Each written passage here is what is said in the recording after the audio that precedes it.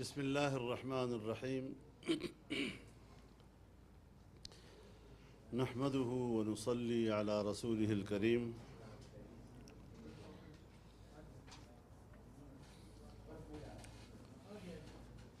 ملک کی سیاسی صورتحال کے حوالے سے جو وقت گزر رہا ہے اصل حقائق سامنے آ رہے ہیں۔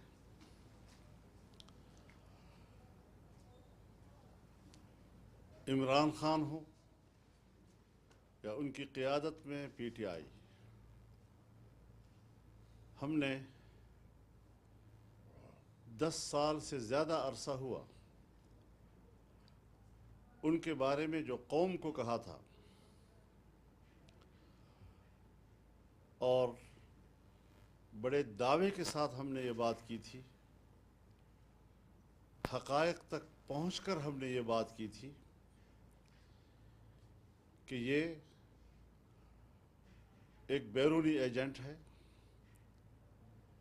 یہودی لابی کے ساتھ اس کے رابطے ہیں اور ان رابطوں کے بہت سے حوالے ہمارے پاس تھے۔ 2018 کے الیکشن میں اسرائیل اور اس کی خفیہ ایجنسی موساد کی طرف سے، انڈیا اور اس کی خفیہ ایجنسی را کی طرف سے، اور بعض عالمی قوتوں کی طرف سے جو ان کی مالی مدد تک بھی کی گئی اور اس کے حق میں پروپیگنڈے کیے گئے، اس کے لیے آسمان کی قلابیں ملانے لگے، سب کچھ کیا انہوں نے۔ لیکن آپ اس بات کی گواہی دیں گے کہ ہم نے اس پروپیگنڈے، چاہے عالمی سطح پر ہو، چاہے ہمارے ملک کے میڈیا کی سطح پر ہو، چاہے ہماری اسٹیبلشمنٹ کی سطح پر ہو، ہم نے نہ کمپرومائز کیا، نہ اپنے موقف سے ہٹے۔ اور ایک ہفتہ قبل جب اقوام متحدہ میں اسرائیل نے پاکستان پر 75 سال کے بعد پہلی مرتبہ تنقید کی، وہ ایک ناجائز تنقید تھی، پاکستان نے اس کو تسلیم نہیں کیا، اسرائیل نے ہمیں تسلیم نہیں کیا۔ پاکستان نے اپنے قیام سے پہل سن 1940 کی قرارداد میں فلسطین کی سرزمین پر یہودی بستیاں قائم کرنے کی مخالفت کی تھی اور فلسطینیوں کے حق کے لیے آواز بلند کی تھی۔ یعنی قیام پاکستان کی جو بنیاد ہے اس میں فلسطینیوں کے حق میں پاکستان کا موقف اور وہاں پر صہیونیوں کے موقف کے خلاف پاکستان کا موقف، یہ پاکستان کی اساس میں شامل ہے۔ اور جب اسرائیل وجود میں آتا ہے تو اسرائیل کا اس وقت کا وزیر اعظم اپنے خارجہ پالیسی کے پہلے پالیسی بیان میں کہتا ہے کہ اسرائیل کی خارجہ پالیسی کی بنیاد ایک نوزائیدہ مسلم ریاست کا خاتمہ ہوگا۔ تو پاکستان کے بارے میں اسرائیل کی سوچ اول دن سے اس کی اساس میں شامل ہے۔ اس کے بعد پاکستان پر ایسے حکمران کہ جو لندن میں اگر الیکشن ہوتا ہے تو یہ اس کینڈیڈیٹ کی حمایت کے لیے یہاں سے جاتا ہے کہ جو کنزرویٹو فرینڈز آف اسرائیل جیسی تنظیم کی طرف سے وہ نمائندہ۔ آج امریکی کانگریس میں اسرائیل فرینڈز کمیٹی کی بڑے جو پاکستان میں علیحدگی پسند تحریکوں کی بھی حامی ہے، پاکستان توڑنے کی سازشوں میں بھی شریک ہے، اور وہ برملا عمران خان کی حمایت کر رہا ہے اور پاکستان کی اوپر تنقید کر رہا ہے۔ لیکن اقوام متحدہ کے فورم پر پہلی مرتبہ اسرائیل نے آ کر اپنا نقاب اپنے چہرے سے اتار دیا ہے۔ اس نے پی ٹی آئی کے گرفتار لوگوں کو ناجائز گرفتاریوں سے تعبیر کیا ہے اور دعویٰ کیا کہ ان پر تشدد ہو رہا ہے، اور ان کے خلاف جو ہرزہ سرائی خود عمران خان نے کی اور اپنے ہی لوگوں کے بارے میں یہ مشہور کیا کہ ان کے ساتھ جنسی تشدد ہوا ہے، اسرائیل کی نمائندگی میں پاکستان کے اوپر یہی الزامات لگائے ہیں۔ اب آپ خود اندازہ لگائیں کہ کہاں سے اس کی ڈوری ہل رہی ہے۔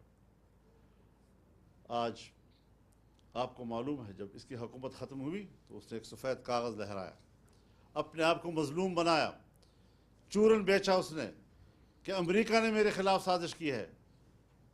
ایک سائفر کو اس نے لیٹر کا نام دے دیا، اس نے خط کا نام دے دیا، اس نے ایک سازش کا نام دے دیا جو سفارت خانے کا معمول کا عمل ہے۔ آج اس کا اپنا پرنسپل سیکریٹری اعظم خان بیان دے رہا ہے کہ سب ڈرامہ تھا، تو یہ بھی کہتا ہے کہ میں نے اس کو روکا بھی، کہ یہ بات بنتی نہیں ہے۔ اور پھر جو امریکہ کا مہرہ ہے پاکستان میں، وہ امریکہ کے خلاف بات بھی کرتا ہے تاکہ میرا کسی طریقے سے پاکستان میں یہ چورن بک سکے، اور میں اس حوالے سے اپنے آپ کو مظلوم بناؤں۔ پاکستان کے عوام آزادی منش عوام ہیں، یہاں پر عمومی سوچ امریکہ کے خلاف ہے، تو عوام کو گمراہ کرنے کی کوشش کی۔ پہلے آئیڈیل اور نظریاتی باتیں، بڑے عجیب قسم کے نظریات پیش کر کے انہوں نے نوجوان ذہن کو گمراہ کیا، عوام کو گمراہ کیا، اور آج پھر اس نے ایک مرتبہ عوام کو گمراہ کرنے کی کوشش کی، جس کی حقیقت بھی آج سامنے آ گئی ہے۔ اس کے اپنے گھر سے شہد شاہد من اہل، اپنے گھر سے اس پر گواہی آ رہی ہے۔ یہ سارے حقائق اب حقائق ہیں، اس کو اب جھٹلایا نہیں جا سکتا، اور مزید انتظار کیجئے حالات کیا کیا گل کھلاتے ہیں، کیا کیا حقائق سامنے لاتے ہیں۔ تو یہ ایک مختصر سی گفتگو میں آج پھر آپ کے سامنے رکھ رہا ہوں کہ یہ سب وہ باتیں ہیں کہ جہاں تاریخ کا آنے والا ایک ایک ورق یہ تاریخ پر ثبت اور ان کے صفحات پر ثبت ہمارے موقف کی تائید کرتے چلے جا رہے ہیں۔ قوم کو سوچنا چاہیے، دانشوروں کو سوچنا چاہیے، محب وطن لوگوں کو سوچنا چاہیے، نوجوانوں کو سوچنا چاہیے، قوم کے آنے والے معماروں کو سوچنا چاہیے کہ اس نظریے کے ساتھ اور اس کردار کے ساتھ انہوں نے ملک کو چلانا ہے، ملک کی قیادت کرنی ہے کل۔ یہ میرا فرض ہے کہ میں حقائق سے عوام کو آگاہ کروں، اپنی قوم کو آگاہ کروں، پبلک کو آگاہ کروں، اور اپنے جوانوں کو آگاہ کروں، اور میں یہ فریضہ ادا کرتا رہوں گا انشاءاللہ العزیز۔ اللہ مجھے توفیق عطا فرماتا ہے۔ ساتھ ہی میں یہ بھی عرض کر دینا چاہتا ہوں کہ جمعیت علماء اسلام کی مرکزی مجلس عاملہ کا اجلاس ہوا، اس سے پہلے جمعیت علماء اسلام کی دستوری کمیٹی کا اجلاس ہوا، جس نے جمعیت کے دستور پر غور کیا، اس میں کچھ ترامیم تجویز کی، اور ان ترامیم کی تائید مرکزی مجلس عاملہ نے کی، اور حتمی منظوری کے لیے انشاءاللہ مرکزی مجلس شورا میں پیش کیا جائے گا، جو 5 اگست کو طلب کیا جا رہا ہے۔ تو اس اعتبار سے ہم الیکشن میں بھرپور حصہ لیں گے، اور ہماری مجلس شورا پہلے بھی اس بات کا اعلان کر چکی ہے کہ ہم پورے ملک پہ ہر سیٹ پر اپنا امیدوار لائیں گے، الیکشن لڑیں گے، اور پھر اگر ایڈجسٹمنٹ کی ضرورت ہوئی تو پھر اس حوالے سے ہماری جو ضلعی تنظیمیں ہیں وہ اپنے ماحول کے تحت ایڈجسٹمنٹ بھی کر سکیں گی کسی جماعت کے ساتھ بھی۔ تو یہ چیزیں ہماری مرکزی مجلس عاملہ نے طے کیے ہیں، اور انٹرا پارٹی الیکشن کے لیے آج سے یکم محرم سے ہماری رکن سازی کا آغاز ہو رہا ہے، اور انشاءاللہ العزیز پہلے مرحلہ جو ہے ہماری رکن سازی کا ہوگا، اور یہ ہم عوام میں جائیں گے، ہم پبلک میں جائیں گے، ہم کارکنوں میں جائیں گے، اور ایک عمومی طور پر لوگوں کو دعوت دیں گے اس قافلہ حق میں شامل ہونے کے لیے۔ اس کے بعد تنظیم سازی کا مرحلہ شروع ہوگا، جو ہمارے یونٹ سے لے کر تحصیل، ضلع، صوبہ اور پھر مرکز تک کے انتخابات ہوں گے، اور انشاءاللہ قواعد و ضوابط کے مطابق ہماری تنظیمی ڈھانچہ جو ہے وہ قائم ہوگا، اور وہ پھر آئندہ ملکی سیاست پہ اپنے منشور کو کس طرح پیش کرتا ہے، اس کے لیے کیا حکمت عملی بناتا ہے۔ ہم الیکشن میں انشاءاللہ جمعیت علماء اسلام کا منشور لائیں گے، اور ایک بھرپور منشور جو قرآن و سنت کی روشنی میں ہے۔ انشاءاللہ پاکستان کے مسائل کا حل وہی ہے۔ آئین پاکستان قرآن و سنت کی بنیاد پر قانون سازی کی بات کرتا ہے، اور ہم بھی اسی حوالے سے انشاءاللہ العزیز قوم کے سامنے اپنا منشور لائیں گے۔ اللہ تعالی ہمارا حامی و ناصر ہو۔ نئی رکن سازی کے لیے ہم نے مولانا عطاء الحق درویش صاحب، جو ہمارے صوبہ خیبر پختونخوا کی جمعیت کے جنرل سیکرٹری ہیں، وہ ہمارے الیکشن کمشنر ہوں گے، مرکزی ناظم انتخاب ہوں گے، اور وہ رکن سازی کی نگرانی کریں گے۔ بہت بہت شکریہ۔ ہاں، عطاء الحق درویش صاحب مجھ سے کہہ رہے ہیں کہ آپ بسم اللہ شروع کریں۔ آپ آ جائیں، ادھر آپ آ جائیں۔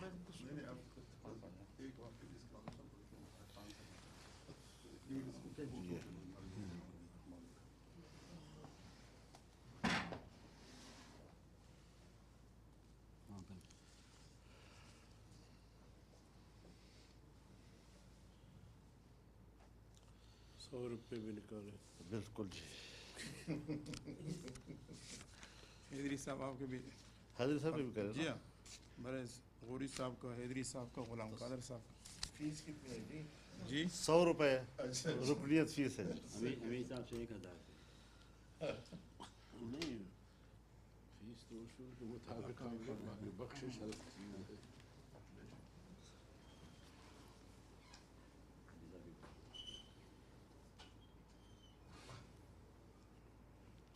حیدری صاحب اگر کوئی زیادہ پیسہ دینا چاہے تو منظور ہے۔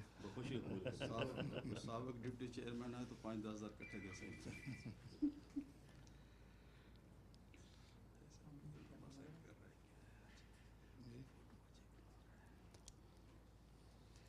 چلے جی، اس کو فن تو کر لینا۔ جی وہ کون کرے گا؟ کیا ہے جی؟ ہاں، میں کر دوں؟ جی ہاں جی۔ بسم اللہ۔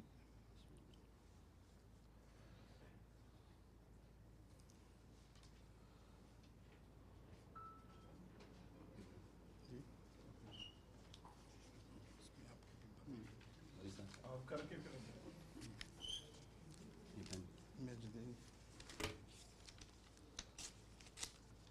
اب یہ جو ہے نا 5 ممبروں کے تو یہ ہو گئے، مولانا صاحب کا، اور میرا بھی دن ہاں تو بس ہے۔ یہ حضرت 5 ممبروں کا یہ ₹500 لے گا۔ کتنے بندوں کے حضرت؟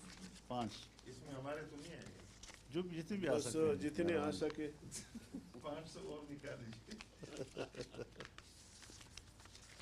حضرت تمام یہ امجد خان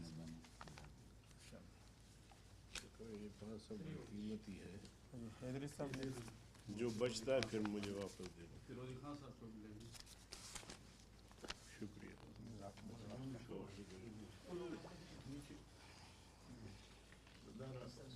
یہاں 10 کرتے ہیں۔ کوئی نوٹ وغیرہ نکالنا چاہتے جیب سے؟ بس جی، شکریہ۔ پورا چھوٹا نوٹ جیب میں نہ ہو تو پھنس جائیں گے۔